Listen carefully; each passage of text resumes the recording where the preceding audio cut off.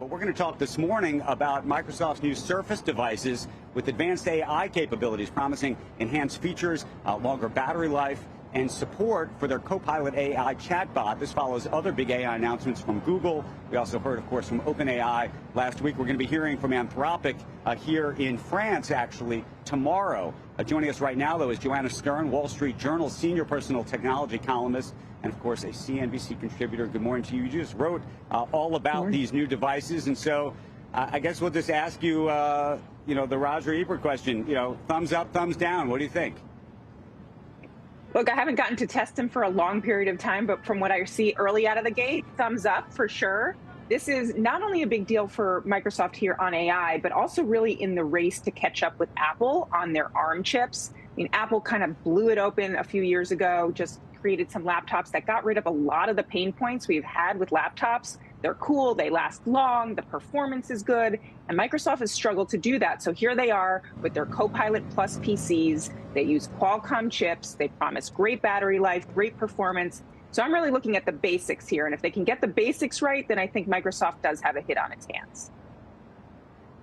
Okay, the most interesting feature that you wrote about on these new devices is this idea that when you forget what you saw, and how often have you been on a web page or somewhere along along your travels online, you forget where you found it, what the web address was, what it was. Now you can just ask the computer and it will show you a screenshot of what you saw even days and months ago?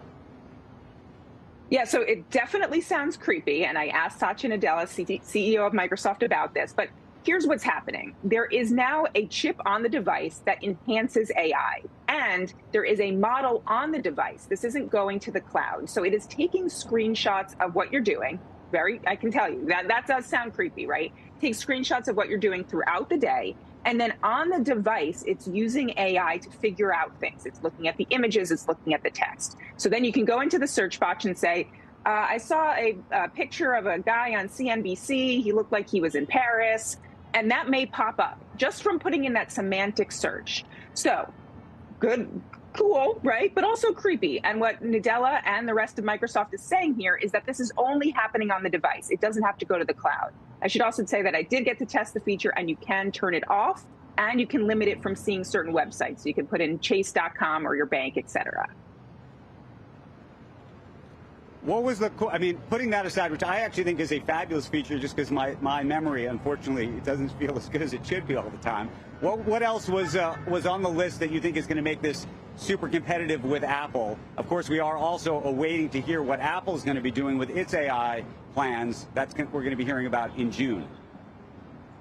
Yeah, so like I said, there's two things. One is just getting the basics right. Microsoft hasn't really had a competitive computer to what Apple has done with its M chips, with the MacBook Airs, with the MacBook Pros, even the iPad Pros. So what Apple did with those ARM chips and their own chips, it has been revolutionary for the computing industry. Microsoft says they can do that now here.